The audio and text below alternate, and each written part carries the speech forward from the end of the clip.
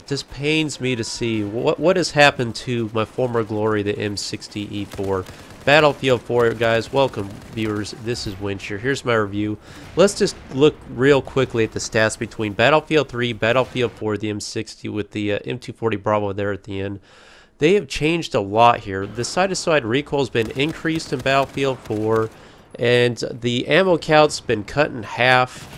And bottom line, this gun is just not what it used to be, guys. In this video, I'll be showing you a range of gameplay, and it's fitting that I'm showing Operation Metro here because this is where it all started for me with this long-awaited, anticipated, the long love feud here with me between me and this weapon, particularly coming from Battlefield 3. This was my top most used weapon in Battlefield 3, so here it is fitting to bring you back to Battlefield 4 gameplay on Operation Metro, which was one of my first videos that I broadcast and is yet to date my highest view total video of the M60E4 on Battlefield 3, which was on Operation Metro as well, where I coined it the best gun in the game. I had a massive 23 kill streak, and I just thought that this weapon was the best gun in Battlefield 3 and had over 3,000 kills with it. And here's your classic moments, the back rage mode on, and the new flanking route here in Operation Metro. So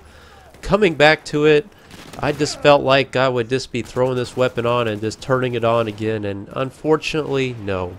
I will leave a link to the video of the Battlefield 3 video that I am mentioning, my initial review of this weapon, and it was one of my early videos. It's funny to kind of watch become full circle here into Battlefield 4, and it's interesting to watch the progression of my my video, not the quality necessarily, but just my interpretation of the game. I'm still really enjoying Second Assault in Battlefield 4.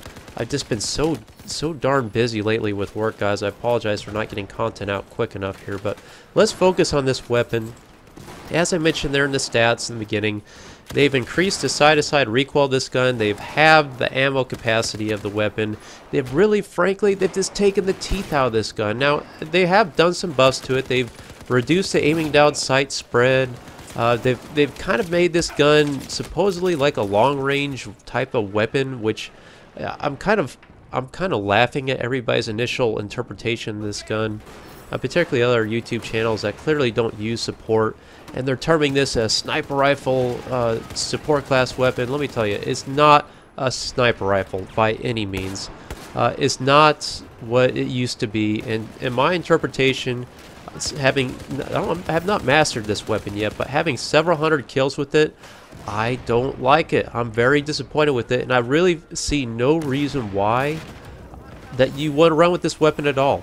I would rather have almost any other LMG, and you know what, I'm going to come out and say, I would rather have any other LMG. Give me the U100 MK5. I will take any other LMG, even the AK-74M.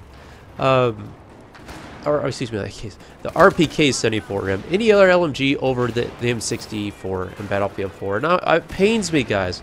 It pains me to say this, but this gun is terrible. It's absolutely terrible. It's got an absolutely abysmal fire rate, and at close quarters, as you saw clearly in the first footage, oh my god. I mean, 3 bullets to kill, I don't know. 4 bullets, 5 bullets, it seems like forever, and I know that's probably some spillover the netcode issues or what have you, complications with hit detection that we have Battlefield 4. Bottom line is, do you want to run with this gun? That's what I'm here to tell you. That's what I'm here to talk about in the review of this weapon. My answer is no. I'll give you a reason why. LSAT, M240 Bravo, oh, M249. How about the MG4? I mean, QBB95. All these weapons, all their weapons that I've reviewed as support class are far superior to this gun. It's not. It doesn't come down to this fire rate. It comes down to practicality, effectiveness, and deadliness. See how many times I'm reloading this weapon? That's what's frustrating. This gun used to be in Battlefield 3 200 rounds. 200 rounds is what this weapon's supposed to have capable, but instead I'm messing around with a 6-second reload every 6 seconds, it seems like, and reloading this thing. All I ever do with this weapon is reload it, and it does not have that 200 fire, constant suppressions, constant keep the enemy behind cover, where you can you support your team and help your team push up in these gridlocked Operation Metro matches, but not anymore with Battlefield 4, unfortunately. Now, that's not to say I haven't done well with this gun. there's moments where in matches, in this match right here, I started this match off with this weapon. I went 16-2 right off the bat of the match.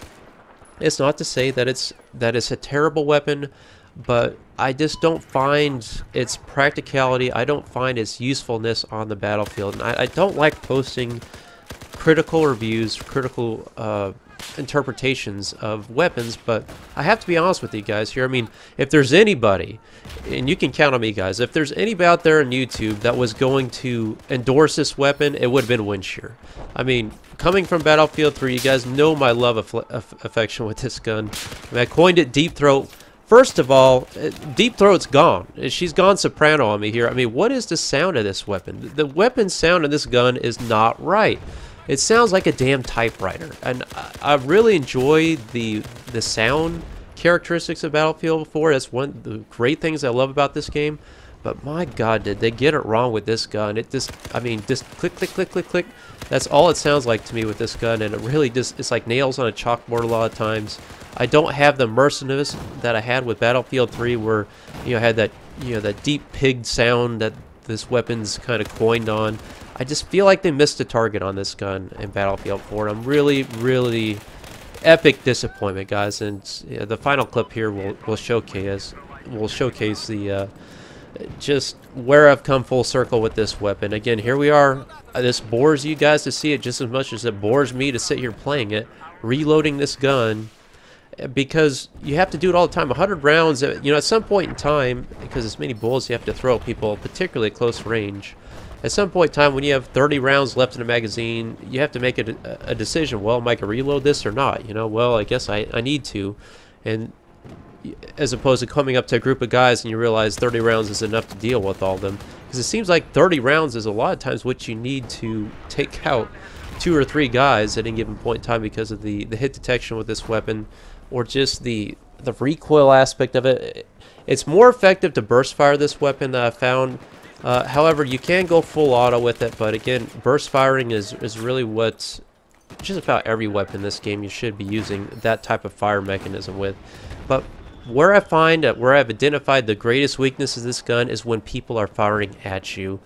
And suppression, I'm here to tell you guys, it's just as bad in Battlefield 4 now than it was in Battlefield 3. And I know some people will probably take issue with that comment with me, but I find that supported class, more often than not, is so vulnerable to suppressive fire, because our weapons are not as accurate as carbines, which in my opinion are the most overpowered weapons in the game, bar none. Assault rifles second, DMR's third, bolt action's fourth, or that depends on who you ask. But I find that support class in general with these big LMGs, or any LMG, is very vulnerable to suppressive fire, and I feel like it is a big imbalance with me. Even when this is the reason I'm running this squad perk here in support class. Forgive me, I forget the name of this designation, but what I'm looking to get and unlock in this support class squad perk here, I keep calling it a squad perk, it's actually a field upgrade, forgive me, old terminology. But the second one is where you get a 50% increase in suppressive fire of your squad. So once you unlock that, I really feel like that at some point in time, I feel like I have a little more effectiveness on the battlefield, dishing out suppressive fire of enemy players. But until I unlock that field upgrade, I feel like I'm really at a huge disadvantage anytime I take receiving fire from any kind of weapon on the battlefield. And it's very frustrating. I appreciate this guy honking his horn at me, trying to roadkill me, because that kind of gave me a little heads up there. Thanks, guys. I appreciate that. This little friendly reminder, a courtesy to the player you're about to run over with the quad bike. Just honk the horn. It helps a lot. But moments like this is with the M60E4. I feel like I get momentum and I just get shut down. It's very it's inconsistent. Is the best way I could describe it. All in all, I'm just not feeling this weapon, guys.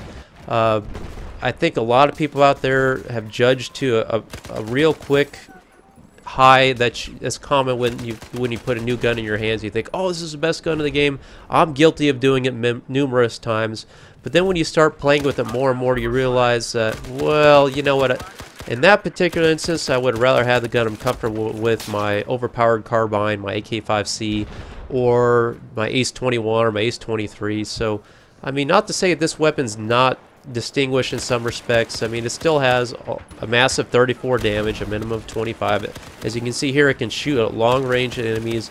Every now and then you get lucky and you put one down at long range. You know, putting a magnifier in this weapon is not a bad idea. But I really just found that even putting an ACOG scope or some kind of medium range scope on this weapon, I was having a very difficult time getting bullets on target. With this, the gun has kind of an unpredictable recoil to it. I really couldn't master it. And not to say that someday, a point in time when this gun's patched or changed, that it might change my interpretation of my experience with this weapon, but all in all, there's no question. No question, guys. After running with this gun, I was like, okay, time to go back to the guns and know.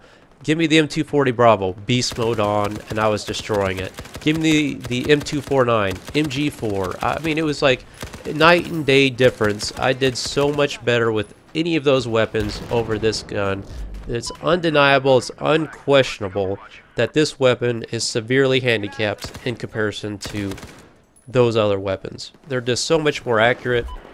They do the same damage, if not more, depending on the fire rates that you're taking into consideration, the time to kill.